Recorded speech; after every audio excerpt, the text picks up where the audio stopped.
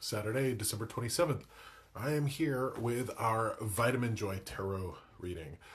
A little heads up, this is going to be a longer video. They last about 10 minutes, so if you're not in a place where you can sit and spend a little bit of time with me, you're going to want to scroll on by. Okay.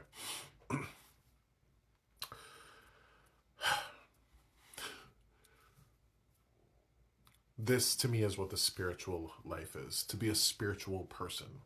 And some people might not like this definition, but I'm going to bring it to you. And this is based on my experience and my experience alone. Here are some visual aids. This little Herkimer diamond, since I have had on my reading table here since the very beginning, when I started doing this in 2017, this right here represents your divine soul. Now, each of us humans have a piece of divinity within us, an eternal part of us that carries on when we die. This is as factual to me doing this work as water freezes at 32 degrees Fahrenheit. Okay, so this is part of us all. Then when you come into this world, we start to be programmed at around the age of 2. We start to pick up the inflections, the language, the programmings of everybody and everything around us. This is your soul. This tarot card right here represents your parents, represents your school, represents the advertisements that you saw, any religion that you partook in, the people who betrayed you, the trauma you picked up when you were 12, the disappointment that you had in an ex. I mean, on and on and on and on. This right here, this stuff that happens to us, it becomes our ego, our identity, our id. And for me, the spiritual path is working through how these things messed us up, healing from them, understanding them, learning from them, to get to the glory that is this while we're alive. Because when we're dead, we all go through that process. We look at our life, we go through a life review, we dissect all of this, we understand it from a higher perspective. But I don't think we have to wait until death to do that. That's going to happen to us all. While we're here, knowing ourselves, knowing what messed us up along the way, trying to get back to this, well, I think that is the divine pursuit of being a spiritual person, trying to get back to the authority of our own heart. I think that's important because a lot of people give their authority away to churches, people give their authority away to political organizations, political figures, when ultimately we all carry that sense of divinity. I'm going to shuffle this deck 5 times with this idea that I'm going to take a look at where we're at collectively, being in this weird space between Christmas and New Year's, and what will give us joy for our mind, our heart, our body, and our spirit. And I call it Vitamin Joy because imagine all of those things that come into us, like the traumas, the experiences. Well, part of this world and being alive is the fact that trauma, pain, turmoil, chaos, they will all visit us without us seeking them out, without us going and finding them. They're all going to cross our thresholds without us inviting them in. We have to actively pursue joy as a vitamin, or we get sick. We get sick of heart, of spirit. We have to get our joy in like a vitamin. So the intention of this reading is to take a look at where we're all at collectively. Then what will bring us joy for our mind, our heart, our body, our spirit. So let's get into it. Where we're at collectively. Okay. This makes a ton of sense. So death, we're literally at the end of 2025 dying.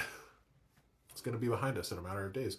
We only have, 4 days left of 2025, and then we're on to 2026. And I know that it's the arbitrary human way of tracking time, but yeah, there is power in the numbers and the names that we give things. So for us to go from 2025 to 2026, every single person has heard of New Year's resolutions, turning over a new leaf, finding a new version of themselves. And there's a lot to be said for resolutions and how they don't stick and they're never effective and all of that. But there is a ton of power in the new year and in this power of transformation, because that's what death stands for. I like to think of the caterpillar that's coming out of the cocoon to be a butterfly or a moth. That's the transformation that we're talking about. So we're literally being born, because that's what comes after death is birth, when being born into the new year. So we're at this collective place of dying. There's change here. Okay. What will bring us joy for our mind? The Emperor. Santa Claus. Okay. The Emperor talks about divine masculinity. If you've ever heard the term divine femininity, if divine femininity exists, of course divine masculinity exists. Unfortunately, we live in a world where we see a lot of toxic or hyper masculinity. A lot of us have daddy wounds. A lot of us have daddy issues. I sat with a young woman this morning who referred to her father as her sperm donor. Anybody who refers to her father as a sperm donor is going to have daddy issues. I think we all collectively can have those, because we all collectively, generally speaking, have had a hard time with fathers in our lives. You could have had a wonderful father, but you can see how hypermasculinity and toxic masculinity, sort of that John Wayne bullshit, can really affect the well-being of a person and the ability for them to touch base with their feelings. This person, the divine masculine, yes, protective and strong, an authority figure, but I like to see this guy as Santa Claus, because Santa Claus, to me, is a figure of divine masculinity. Protectiveness, support, encouragement, giving, loving, all of that.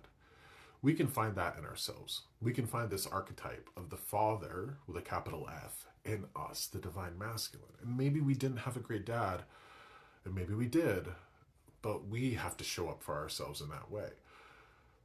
So I like to try to bring a little bit of jovial Santa energy to the world every day. You know, my belly is like a bowl full of jelly when I laugh, so I absolutely bring Santa energy to this world. How can you show up for yourself and bring Santa energy to your own world, to your own mind? Okay. Well, that was joy for our mind, being like Santa. Joy for our body comes from the Three of Cups. Get together with your people. Have a card night. Have a game night. Go out for dinner. You know, if you're a person who can interact with alcohol responsibly, go out and have a margarita and some tacos with your friends. Some people can't have that, but this is responsible joy with our friends and our loved ones. So this is for the body. Imagine the body always being in this place of fight or flight, or freeze or fawn, whatever your reaction is, because the body is so busy surviving. Oh, excuse me. Sneeze on the truth. Okay. When we go out and have fun, find our joy for our body has a chance to relax. Think about going out and maybe dancing a little bit with your loved ones would do. Girls' night out, guys' night out, what have you.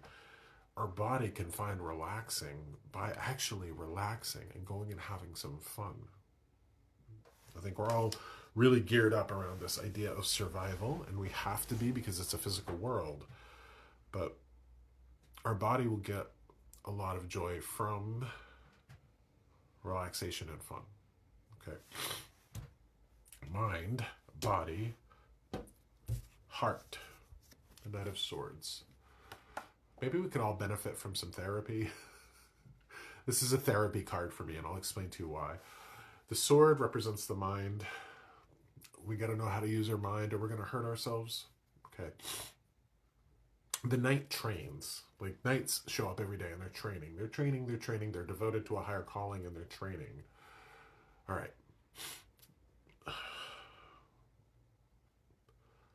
Perhaps figuring out how to use our mind with skill can bring joy to our heart.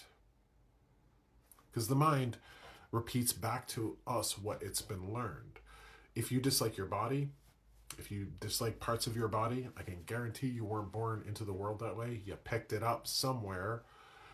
Where did you pick up self-hatred of your body? Is that something that you can work out by using your mind skillfully? And if so, can that bring joy to your heart? Absolutely it can. My heart can be broken every day because I hate my body. Or I could talk to myself the way I'd want my child to talk to himself. And I'd bring a little clarity of mind here and joy to my heart. And sometimes a therapist can help us do that. A therapist is just a personal trainer for our mind. That's it. Joy for our spirit comes to us from the joy and beauty of survival. No. I believe the most beautiful part of our existence, reality itself, is the perseverance of the human spirit in the face of adversity. This is the Nine of Wands. This, to me, is represented by Elton John's song, I'm Still Standing. You're still standing. If you're watching this, you have survived all of your worst days. And while that might sound like a corny platitude, it's not. You're here to talk about it. You have survived. Remember that. The next time you start beating yourself up or feeling like you're weak or stupid or vulnerable, you're not. You've survived everything this world has thrown at you so far. You're here to talk about it. And yes, you've been impacted by it. You're still here to talk about it. You still have survived. Remember the perseverance of your human spirit in the face of adversity. And if that truly is a mark of beauty, if beauty truly is the perseverance of the human spirit in the face of adversity, look at how much adversity you've survived and look by that metric how beautiful you are.